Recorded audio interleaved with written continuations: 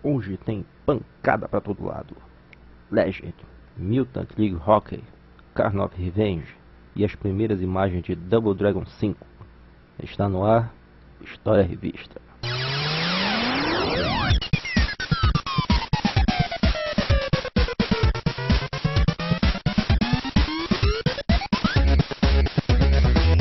Edição 60, junho de 1994. O preço eram 3 URV. E já tinha começado também a Copa do Mundo lá nos Estados Unidos. Eles deram de brinde um bottom totalmente de graça para ajudar na torcida.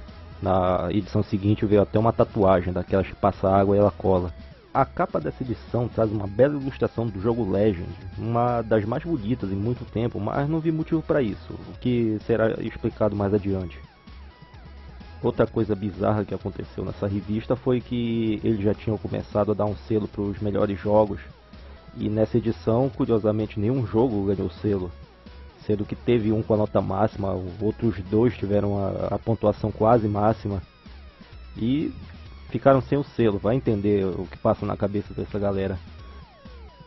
Aqui na primeira página vemos uma propaganda do Cougar Boy, um portátil que foi lançado por essa época e até que tem cara de ser da mesma linha, ou por que não um clone do Game Boy. Mas era um outro sistema totalmente independente que não tinha nada a ver com o Game Boy. Ele tinha seus próprios jogos e no exterior era conhecido como Mega Duck. Posteriormente, os seus jogos foram lançados no Game Boy em cartucho de coletânea. Eram joguinhos bem simples, nada muito elaborado mesmo. E a sessão Shots desse mês foi um caso à parte. Realmente não me lembro de ter visto tanta notícia furada ou inútil de uma vez só que nem nessa edição.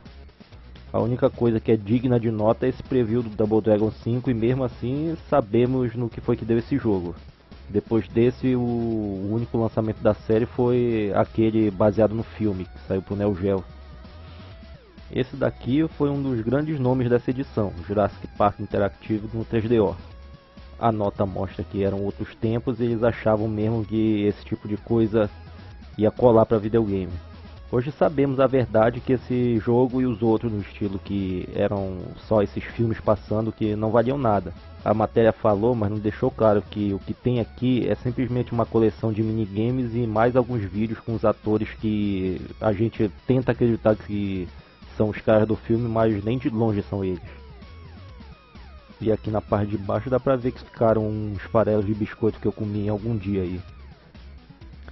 Para o Super Nintendo nós temos aqui Legend, o jogo da capa que não entendi porquê. Se essa revista inteira tem muitos outros jogos que mereciam muito mais a capa, como por exemplo o da página seguinte, a conversão de Knights of the Round da Capcom para o Super Nintendo. Por mais que fosse um beat'em up, um gênero desgastado que gritava por uma renovação, era um jogo da Capcom. E mesmo esse aqui ele se sobressaiu. Foi mais ou menos nessa época que eles fizeram também aquele Dungeons and Dragons e o Alien vs Predador. Esse no caso é o meu preferido de todos os tempos. Aqui vamos para mais um round da história dos jogos de boxe, mas vai ser rápido. Como falei no episódio anterior, o Julio César Chaves teve o seu próprio jogo lançado na América Latina e aqui está ele. Um tempo depois teve também a sequência Chaves 2, que assim como o primeiro foi a modificação de outro jogo que lançaram na época, no caso o Legends of the Ring, que era assinado pela revista sobre a nobre arte. Esse jogo era uma versão mais avançada do segundo, assinado pelo George Foreman, que se chamava Foreman for Real, e já tinha gráficos mais elaborados. E não vamos nem tocar no primeiro jogo, que é uma tragédia. Ele tentou ser uma cópia do Punch-Out e não deu certo, assim como a continuação do Punch-Out, que se chamava Power Punch 2 e seria o Mike Tyson no espaço contra alienígenas. Só que quando o jogo foi lançado já tinha acontecido aquele caso dele ir pra cadeia e o jogo tava para ser lançado. Deu que a única coisa que eles conseguiram trocar foi o nome do personagem principal, porque a cara do Mike Tyson continua lá. Temos aqui também SOS, um jogo onde temos uma hora para salvar algumas pessoas e fugir de um barco que começou a afundar. Esse jogo era baseado na versão original do filme que tem o barco Poseidon, e em 1998 uns piratas modificaram esse jogo e transformaram no Titanic, colocaram imagens do filme e tudo. Os responsáveis pela modificação foram os mesmos que fizeram o Campeonato Brasileiro, o outro que fez um grande sucesso. Mutant League Hockey, que jogo foda, um momento brilhante da Electronic Arts, que já tinha nas mãos os melhores jogos de esporte da época e se deu ao luxo de fazer uma alopração com as suas franquias. Juntaram aqui o NHL Hockey, que nós vimos na edição passada, e colocaram um extra ali com sangue, arma, armadilha, e o jogo conseguiu ficar melhor do que já era. Esse de hockey já era o segundo da série, porque o primeiro eles tinham feito já era o Mutant League Football, que era futebol americano, e vocês devem lembrar do desenho animado que chegou a passar no SBT, a Liga de Mutantes. Esse de futebol americano pode ser encontrado hoje numa coletânea do PSP que fizeram, o nome é EA Replay. Entre outros jogos também tem Desert Strike, Jungle Strike, Budokan, os 3 Road Rash, muito bom, muito recomendado também.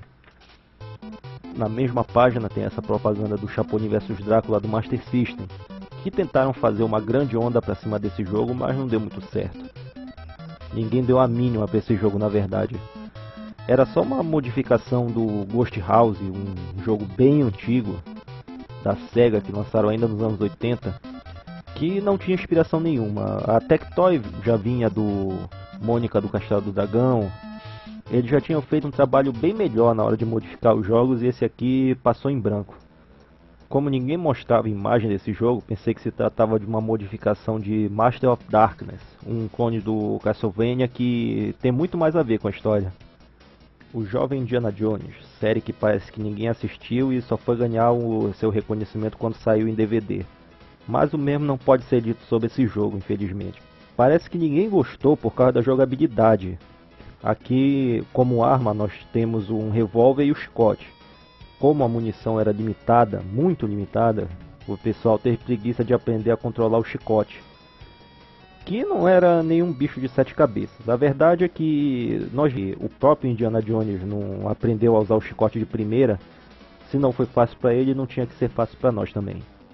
E esse jogo nem era tão difícil assim. Esse é um jogo que pode ser redescoberto a qualquer momento. É só o pessoal deixar o preconceito de lado e jogar novamente. Aqui do lado vemos outros daqueles jogos que eram só filme do Sega CD, Prize Fighter. Do jeito que falaram aqui, parecia ser uma boa ideia, um jogo de boxe que se passa nos anos 50, isso e aquilo. Mas acabou que todo mundo já sabia que o Sega CD não era essa Coca-Cola toda. E essa era a desculpa esfarrapada para que eles usassem filmagem preto e branco. Não enganou ninguém. E não vamos também entrar de novo no assunto boxe. Já falamos bastante por hoje. E no finalzinho da revista, Carn of Revenge, o segundo da série que agora era parte da família Neo Geo. O primeiro usava um sistema de 6 botões e ganhou um processo da Capcom que falou que era plágio, mas isso não deu em nada. Sendo que a parte curiosa da história foi que no terceiro jogo da série, que só foi lançado no Japão direto no Super Nintendo, veio um modo de luta em duplas que tempos depois veio a ser usado pela Capcom na sua série Versus e até mesmo o Tatsunoko e o Versus Tekken que saiu dia desses. Aqui nessa outra página tem uma pequena amostra do que vem na próxima edição e na última página, já na contracapa, temos o Patrick Ewing vendendo a sua botina. E aqui acaba a edição 60 da Ação Games, junho de 1994, uma edição curta e confusa, já que estávamos na correria para assistir os jogos da Copa de 94. Obrigado a todos por sintonizarem e até a próxima.